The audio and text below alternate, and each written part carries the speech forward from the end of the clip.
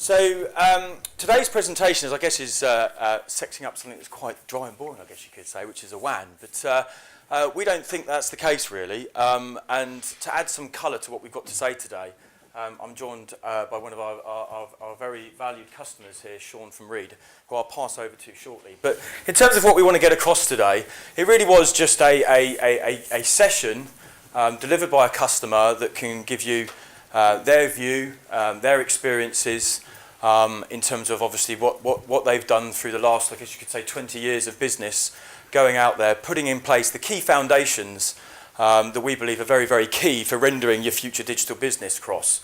So what we want to do is go through buying tips, transition tips, look at some of the contracts, and really how we can begin to start looking at the WAN as more of a value-based piece of your architecture rather than just a costly one.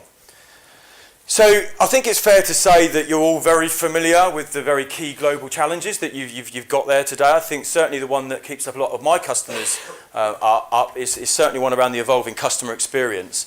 And this is really one of the key threads of what we're trying to get across today, is a lot of the things that you're looking to do outside communications, if you like, really do require those key foundations to be in place. Clearly, obviously, there's lots of things. I'm not going to read everything on the slide here. But clearly there's a lot of global challenges out there. When we draw this back to the network, clearly there's the ever needing more bandwidth. Apps have changed. I'm sure a lot of you realise that. We're not building networks for north to south traffic anymore. We have east to west traffic. So we need to think about those changes in applications. A lot of us are consuming services from the cloud. This is all fairly straightforward, obvious stuff. But a lot of customers we see, their underlying network hasn't changed in a long time. We're still building networks to predominantly support north to south traffic. And this is creating a few issues. I think the SLA has probably become the single biggest critical factor in any wide area network out there today. Without a good SLA, you have no guarantee. There's no guarantee that the supplier is going to be delivering exactly what it is that you want. And as I said, I think whilst cost is important, I think we need to start moving away from cost and start looking at how we can leverage the WAN as a real tool to help us transform our businesses. Again, bringing this back to the evolving role of the CIO, I think it's probably fair to say that digital is interesting. Digital. Sometimes I do a presentation, I put a picture of a camera up on the screen here, and because most of us in the room would say that's a digital camera, whereas a lot of the millennials that we deal with will say no, that's just a camera. Because digital isn't new anymore, it's just normal, yeah? So we need to deal with these challenges that we're having to obviously start delivering services in a far different way. When we look at the new IT mandate to start generating revenue here, I think it's probably fair to say that a lot of the CIOs I speak to are actually saying they feel quite comfortable about this whole idea of using the underlying communications infrastructure to generate revenue from new technology investments. Because if you think about it, there should be no one better suited within your business than your good selves and clearly your valued teams to actually start extracting the value out of these technology investments. And obviously our good friends, one of the well-known analysts out there, are really saying that as you evolve and you change your roles, and as we begin to see things like digital and data really hit the headlines, as we've seen, and certainly become very big borderline items within your businesses, the top performing businesses, by way of a surprise, will also have very well entrenched CIOs within the board. So showing leadership through driving change, we think a great place to start in actual fact is not just with your WAN, but actually, as we call it, by implementing your digital foundations. But what are the challenges here specific to delivering a new WAN? Well, a lot of you are very limited to capital spending. I'm sure there's some out there that are saying, I've got more than enough budget. I don't know many people that say they have a budget surplus for sure. Certainly from a CapEx point of view, I speak to many CIOs that are saying, can you help me here? We want to go through a transitional period. We know there's a cost to change. We know there's dual running. We know there's a lot of things that we need to consider, not just getting to be, but getting there from where we are today. Okay? And obviously, how can we help you, not necessarily remove those, but certainly lessen the impact of that, whilst obviously finding budget for new capital investments.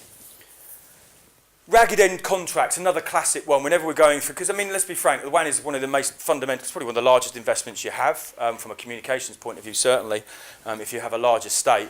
And if we're not careful, the way in which we contract these services can often be not very helpful to how we want to transform those services. We often speak to a lot of customers that have regular-end contracts. Obviously, not being coterminous obviously doesn't exactly help you in terms of that evolution.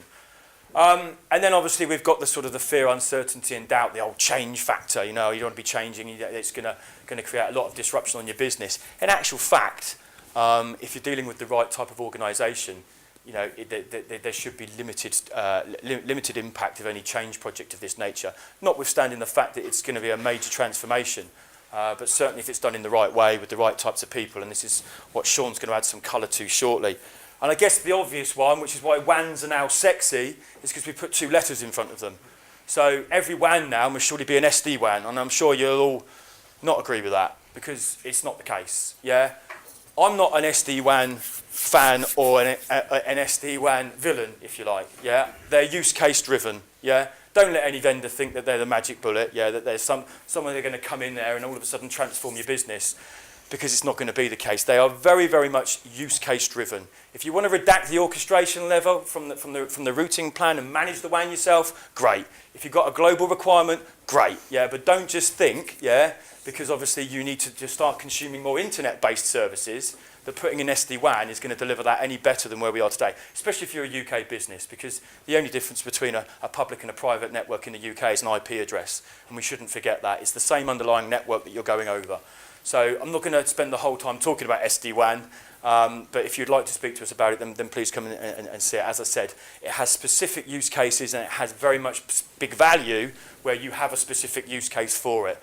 But don't for 1 minute think that it's a silver bullet, because it's not. So with all those changes, obviously, there's a lot to think about, isn't there? So I didn't want this presentation to be about Gamma and Gamma's view. I think whenever we do at these events and we speak at these events, we always like to bring a customer with us, because I think, quite frankly, when it comes to delivering a message, it's always better to come from a peer. So without further ado, I'm going to introduce Sean, who can introduce himself and take the presentation forward from here. Yeah, as it says, my name's Sean Whetstone. I work for the Reed Recruitment group of companies. Just to give a context, we're about a £1.5 billion company, turnover-wise, employ about 4,000 people. We're a private company now, not listed anymore. It's still owned by the Reed family, and part of that is reed.co.uk, where I'm sure you've seen the annoying ads on TV. So I'm probably quite a rare breed in IT management, where I've been at Reed now for 29 years. I started in 1989. And during that time, I've done a lot of different roles, starting from mainframe, done a lot of different roles, working for different Reed companies. But I bought a lot of networks in that time. I've been buying networks for 25 years for the same company, and gone through 4 different transitions, 4 major rollouts. And it all started with dial-up, as it says there.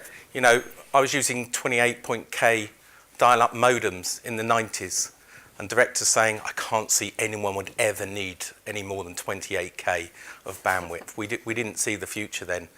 And we moved on to BT next as our first one in 1997, and again it was called Flexible Bandwidth System. 64k leased lines. It was flexible if you wanted less than 64k.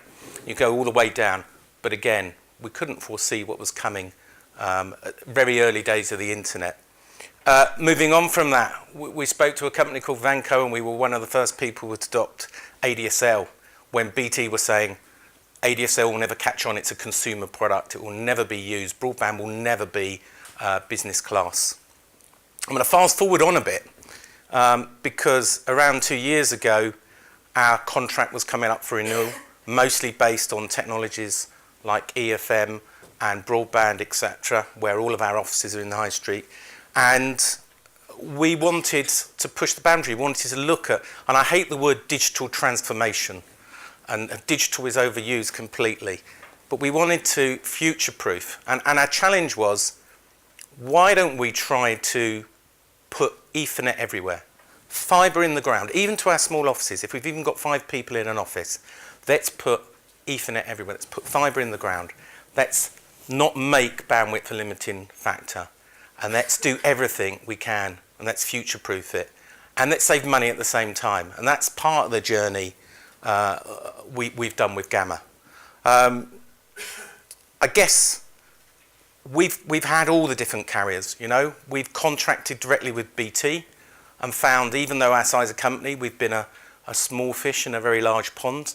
And equally, we've dealt with smaller companies where sometimes they don't have the scale. And often, it's about trying to get that right fix for an organisation. If you're big enough, you can talk to the main telcos and you'll get the right kind of traction and the right kind of say. But often, you've just got to get the balance right of the right kind of supplier. And you know, as it said on the last thing here, learning from every change. I've gone through it 4 times. Each time I learn a bit more. I remember, I need to put that in the contract. I need to put that in the SLA. I need to make sure that when I'm buying, I have an, you know, EECC fund, or I need to put in something for landlords or wayleave. So here's some buying tips of my 25 years of experience of buying, and I know you don't want to call it WAN anymore. Digital, sorry, what is it called? Digital foundations. A digital foundation. All of us are very busy, and you know, we all know, I do 5-year contracts with networks, but we all know we should start at least a year before. None of us probably get round to it, so you really need to be really disciplined in starting that off. And equally, it goes for your incumbent. Unless you understand the contract, many people just leave it and forget about it. You should be thinking about your contract in the last 3 years. You know, in the running down, what kind of commitments have you got? Is it coterminous? What does the coterminous mean? I've been there, got the T-shirt. I'll find out, I thought I had a coterminous agreement on the contract, but actually, when you read the small print, which a lawyer's read for 3 years ago, it doesn't quite turn out like that. One thing we've learned the real hard way, and I mentioned it earlier, is legal fees. You know, when you're putting fibre in, more than anything, part of your biggest challenges are landlords. Trying to get, so now when we take leases, we're making sure we put in wayleave clauses that we can get fibre into the building without massive costs. When we're doing a rollout, we're employing our own lawyer to look after wayleave. We're employing our own person to look after dealing and liaising sometimes with the councils as well, because they can be part of the biggest challenges. In this particular rollout, not only did we do that, because we know fibre can take a long time to get in, but we put in temporary services, quick broadband services that can be quite powerful, things like, you know, fibre to the cabinet, etc. So actually, we can get them running. We can move from the incumbent in a very short amount of weeks, and move on with our project. So everything moves over to the new network, and then it becomes business as usual to get the fibre in. I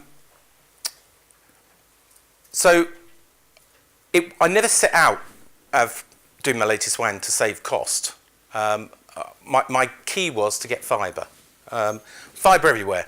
My sort of nirvana was, and you've got to set out with a sort of goal, was I want to get 10 times as much bandwidth for future-proofing to do video conferencing and have a media-rich experience. But at the same time, if I can save a bit of money, at least I'll pay what I can. But my view is the markets move so much. When you go outside of the main telcos, there's a lot of cost savings to make. And we'll come on to those cost savings a little bit later.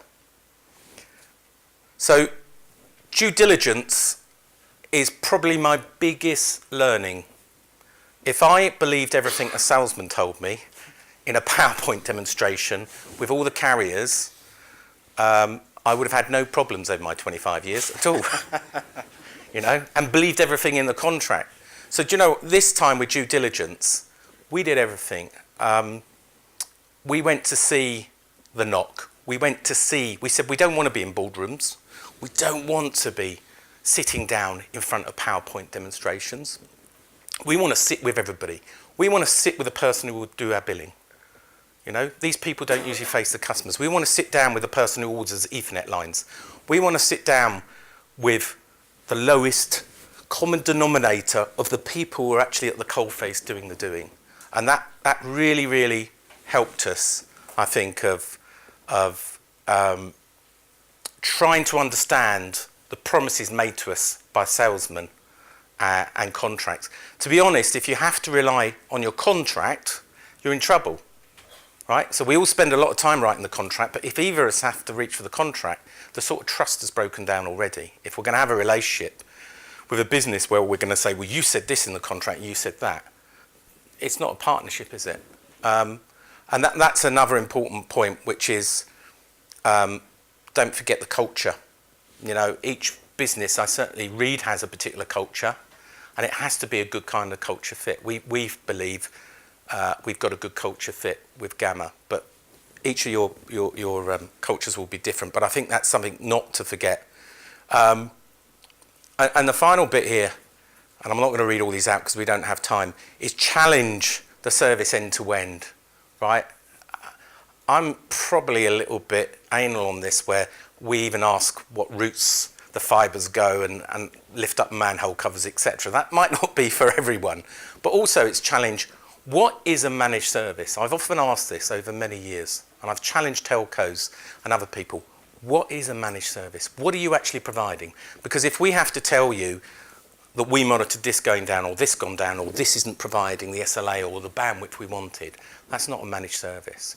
So we really, as part of the process, challenge the supplier for our digital transformation, digital foundation, to say, what is it you're delivering? What exactly is it delivering? Away from the SLA, away from the contract. So I think part of the biggest risk is when, certainly from my business, if we run all of our, we're a Citrix house, and we run all of our compute and desktop on the network, and we run all of our telephone, which is a Mitel platform. There are no local phone lines in hundreds of offices around the UK. There is no local servers. There is no local PCs. If it's down, it's down. Our whole business stops working. So it's a very important thing of getting the risk right. And as I said earlier, putting in temporary copper lines, which now can be put in 5 to 10 days, was a really important part of the strategy. It keeps the momentum up. It allows you to get away from that incumbent, because often the incumbent will rely on you being around for another year or two while you get the fibre in. So it was a really important factor. We called them lifeboats, but we changed this later to say it's a tactical solution. So in our contract, and actually this was a mistake I made on this contract that I won't make on the next one, I didn't put the tactical solution, these lifeboats, in when I first negotiated the contract. I had to do it later, and that's important from a flexibility point of view. We went back and said, well, we know we didn't put this in, but we want to put this tactical solution in alongside when we hit problems. And it's also important, BAU at the same time, during the migration. We're often above high street premises. Our turnover of properties and leases is about 20% a year. So I'm having churn of 20% of properties. So a month doesn't go by where I'm not moving another property and opening and moving that from there to there and putting networks in. It's like painting the Seventh Bridge. It's never ending. So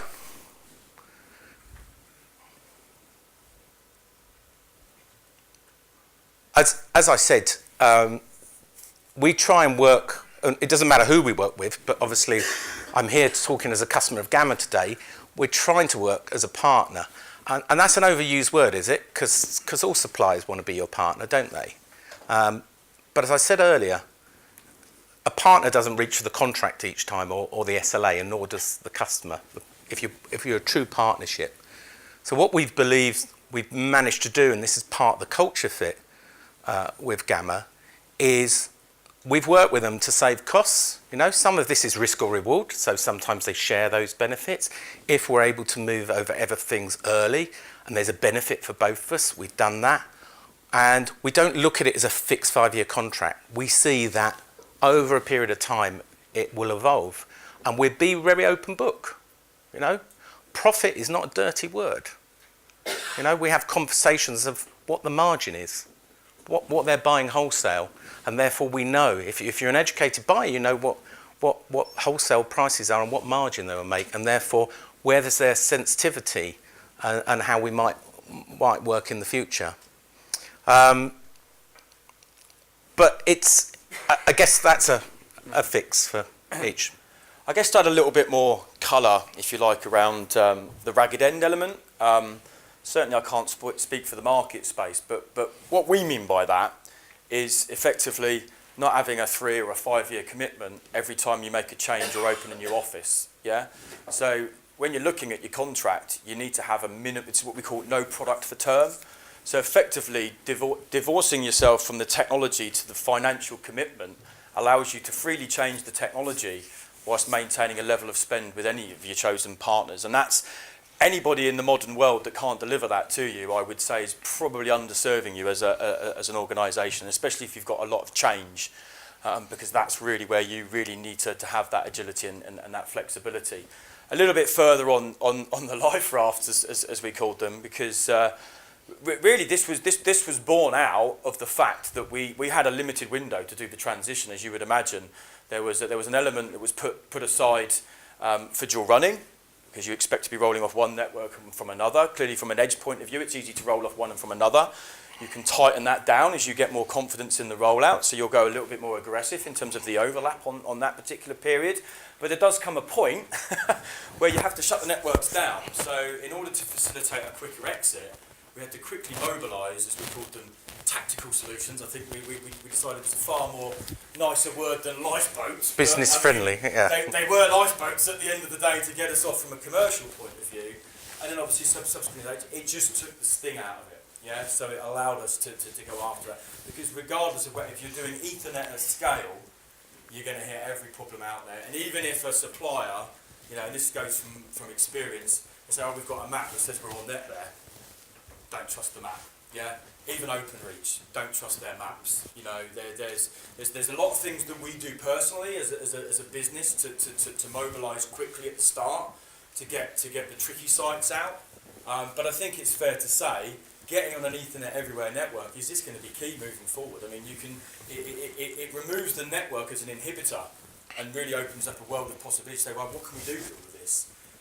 Which is an interesting question I'll ask you a bit later on, Sean. So if we conclude in terms of what that looks like for you, Sean, just run us through it. So I mean, it says so on the slide, doesn't it? So we put network bandwidth into everywhere. I've just got a very single figure number of sites that are not on fibre yet, but as I say, they all have tactical solutions, and some of them are fibre to the cabinet, so they've still got very fast.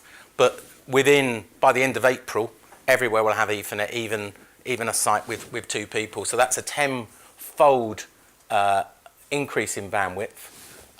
We made part of the contract, no capital costs up front. It's all rolled into the contract, so it's all OpEx.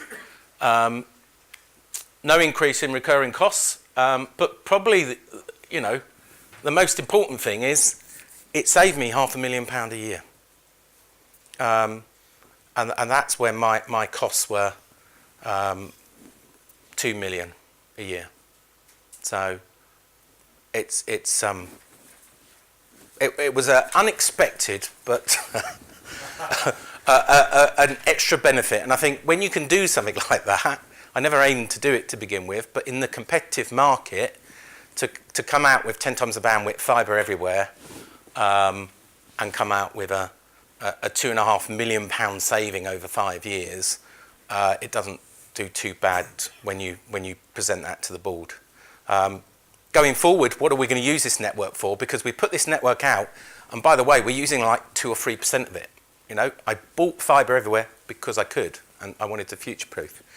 So obviously, as an organisation, we want to, like everybody's looking at collaboration, and that involves, video training at the desk to keep our sales consultants at their desk rather than going face-to-face. It means video interviewing, video conferencing, just have a rich media experience. And what we're trying to say is the experience that everyone has at home, that's what we're trying to recreate in the office. So I have an Apple Mac somewhere around here with a Virgin 200 meg broadband at home. My experience is I open that Apple Mac straight away, I'm online, I've got 200 meg to myself, and I can do what I want. I want everybody in my business to have that same experience, a consumer type experience where there is no buffering, there is no delay, and everyone has a really fast performance and can collaborate with everyone else. Thanks for that, Sean. Apologies for the formatting. I don't think our marketing deck quite transformed itself to the projector. But no, so I think you can see there's some pretty compelling benefits there. And I think the key important point is I've known Sean for a long time, and I've known he's not bought badly over those 25 years. Yeah, but the cost of Ethernet's plummeted. It is absolutely plummeted. But the key to it is not the cost of B; it's getting to B. That's the absolute cute bit about all of this, yeah. And I would urge you. I mean, obviously, we'd love to talk to you ourselves, but then, off the record with my independence hat on, it's that transformation piece. That's the bit that I would urge people to do their due diligence on. Have you done it before? How have you gone about it? You know, a lot of our customers will always say, you know, what's the biggest thing I should always prepare? And the one thing I always say to them is get your data in order, because the amount of times we go into a transition and the customer has got out-of-date data, whether that be because it's transitioned from one department to another department to another department, there may have been lots of changes in there, but you'd be surprised by the amount of corporates, well-known enterprises that we go into, and they don't have some of the basic information. You know, the amount of times we've had to run around and audit the estate before we can actually get on and deliver it. And again, it's all these types of things that you need to be looking for in any new supplier, because it is a very real possibility. Yeah, to put this into context, I can pretty much buy fibre Ethernet now cheaper than copper EFM, which is a dead technology. It's based on bonded copper, it's ugly to deliver, and it doesn't deliver half the value. And by the way, you get a better SLA. So this is my earlier point about saying, do you want to go to a clock hour, from a clock hour copper-based SLA to a 4-hour fibre fixed SLA? It really is transformational. And if you are in a situation where, you know, you do maybe need to go back to the board and ask for a bit more, you know, not everybody is delivered what Sean has. Certainly we've got a lot of customers that have been cost neutral with a similar size sort of project as well. Then it's really about looking at, and this is what I'm saying about the digital, what is the art of the possible? Think about what it is that you can do with all of that high quality bandwidth out there. Because I think from that point of view, that's really where I think that's what we call the value, as you'd expect from being on this type of technology, really does come in. So we've whistled through all of that. Obviously, we've not gone through every single point on here purposely. We appreciate that you've probably had a fairly long morning already, and we're certainly keeping you from lunch. We obviously are here today. If you'd like to, if we've got a meeting with you, fantastic. We look forward to that. If we don't, then please come and hunt us out. We'd love to speak to you further. And really, as I said, let us help build your future network, because that's what we're experts at. That's what we're passionate about. And we would dearly value any new customer in this room to join Sean as being a Gamma customer. So if you've got any questions, shout them out. You know, we'll have that on the hoof. If not, no doubt you've built up an appetite. We'll let you go to lunch. Stunning silence, brilliant. Thank you very much. Cheers.